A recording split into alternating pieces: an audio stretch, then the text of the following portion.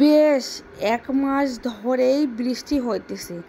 বৃষ্টির সময় ঘর বন্দি থাকতে থাকতে বাচ্চারা অতিষ্ঠ হয়ে গেছে।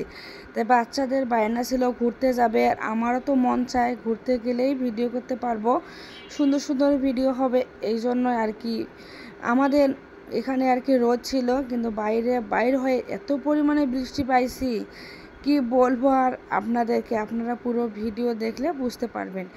দেখুন এখন আমরা বাইর হয়েছি আর আকাশ এত পরিমাণে খারাপ হয়ে আছে, সেটা কি বলবো। এত পরিমাণে ভয়ও লাগতেছে, কারণ বাচ্চাদেরকে নিয়ে যাচ্ছে আর মোটরসাইকেলে যায়নি তো অনেক কষ্টকর।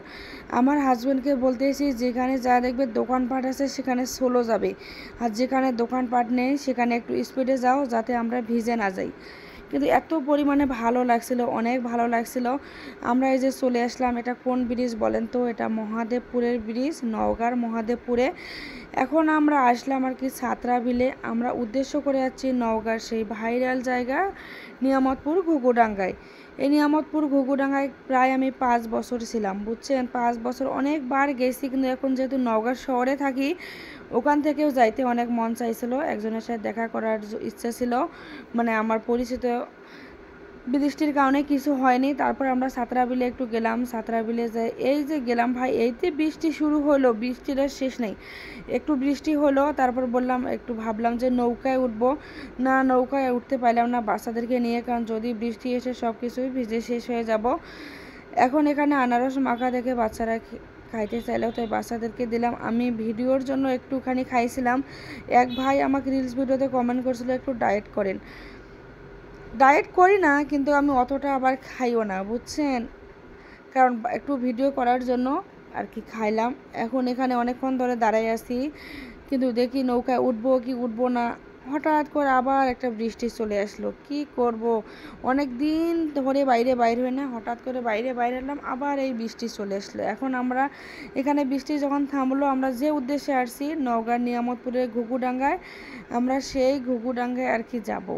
এখন এখানে একটু ভিডিও করে নিলাম, পরিবেশটা ভালো ছিল তাই একটু ভিডিও করে নিলাম, একটু স্লো মোশনের ভিডিও করে নিলাম। তা বেশ ভালোই লাগছিল আমার কাছে, পরিবেশটা এত সুন্দর লাগছিল। বৃষ্টি ভেজা রাস্তা, দুই সাইডে সবুজ প্রকৃতি, আর মাঝখানে আমি অনেক ভালো লেগেছিলো আমার কাছে। আপনাদের কাছে কেমন লেগেছিলো অবশ্যই কমেন্টস করে জানাবেন। এটা হলো নওগাঁ ছাত্রা বিল, মহাদেবপুর পার হয়ে যেতে হয়। আমরা যখন নিয়ামতপুরে ছিলাম, নিয়ামতপুর থেকেও কিন্তু অনেকবার এসেছিলাম। এখন যেহেতু নওগাঁ শহরে থাকি, নওগাঁ থেকে ওই জায়গাগুলো যেতে অনেক সময় লাগে, অনেক 1-1.5 ঘন্টা মোটরসাইকেলে জার্নি করতে হয়। এখানে একটু ভিডিও করার পর আর কি আমরা চলে যাব ওই নওগাঁর নিয়ামতপুরে ঘুঘুডাঙ্গায়, সেই ভাইরাল জায়গায় আপনাদেরকে দেখাবো।